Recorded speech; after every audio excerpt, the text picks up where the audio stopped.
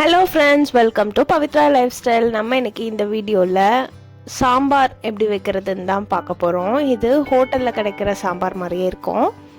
இது நீங்கள் சாதத்துக்கு சூப்பராக இருக்கும். இட்லி தோசைக்கும் வச்சு சாப்பிடலாம். வாங்க எப்படி செய்கிறதுன்னு பார்த்துடலாம். அதுக்கு ஃபஸ்ட்டு நம்ம பருப்பு வேக வச்சு எடுத்துக்கலாம்.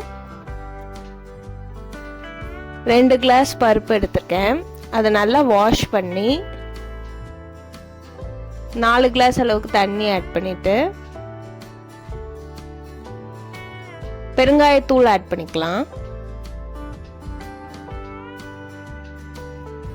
குக்கர் மூடி 4 விசில் விட்டு தனியாக எடுத்து வச்சுக்கலாம். நீங்கள் எப்போவும் உங்களுக்கு எவ்வளோ விசில் விடுவீங்களோ பருப்புக்கு அந்த அளவுக்கு விசில் விட்டு எடுத்து வச்சுக்கோங்க. நம்ம சாம்பாருக்கு எப்போவுமே இந்த மாதிரி தான் காய் எடுத்துப்போம். கத்திரிக்காய், கேரட், பீன்ஸ், அவரைக்காய், முருங்கைக்காய், வெங்காயம், தக்காளி, பூண்டு, பச்சை மிளகாய். புளிக்கு பதிலாக இன்னைக்கு மாங்காய் யூஸ் பண்ணுறோம்.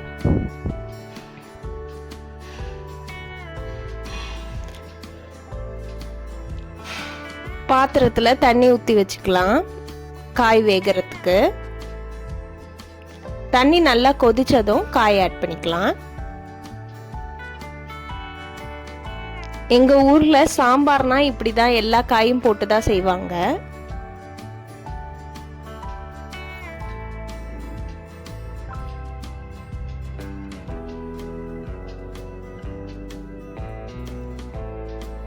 இப்ப நம்ம கத்திரிக்காய், கேரட், பீன்ஸ், அவரைக்காய், பச்சை மிளகாய் மட்டும் ஆட் பண்ணியிருக்கோம்.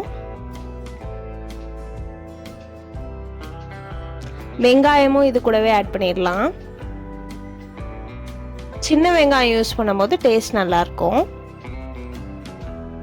காய் நல்லா பாதி வெந்ததுக்கு அப்புறம் தக்காளியும் முருங்கைக்காவும் ஆட் பண்ணணும். ஃபர்ஸ்டே ஆட் பண்ணக்கூடாது. இப்போ இந்த டிஷ்க்கு தேவையான அளவு உப்பு,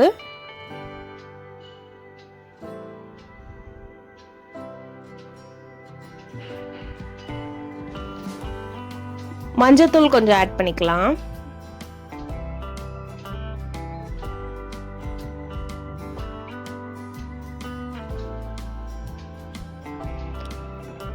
சாம்பார் பொடி 3 டீஸ்பூன் ஆட் பண்ணியிருக்கேன்.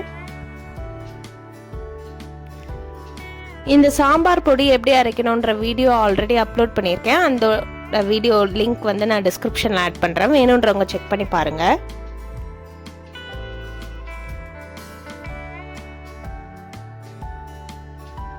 மிளகாத்தூள் வாசனைலாம் போகிற வரைக்கும் நல்லா கொதிக்க விட்டுடலாம்.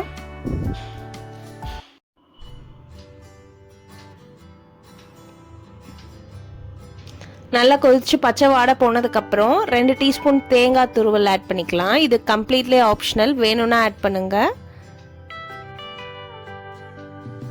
வேணான்னா ஸ்கிப் பண்ணிக்கோங்க. அது கூட நம்ம ஆல்ரெடி வேக வச்சிருக்க பருப்பை ஆட் பண்ணிக்கலாம்.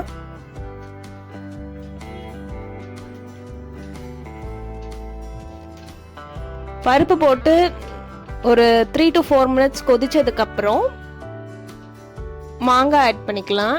நீங்க மாங்காய்க்கு பதிலாக புளியும் ஆட் பண்ணிக்கலாம்.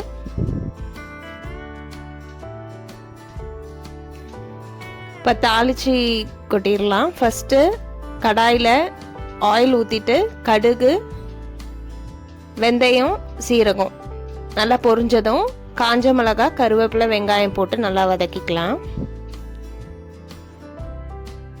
நல்லா கோல்டன் ப்ரௌன் ஆனதும் அதை எடுத்து கொதிச்சிட்டு இருக்க சாம்பாரில் ஆட் பண்ணிட்டோன்னா டேஸ்டான சாம்பார் ரெடி ஆகிடும்.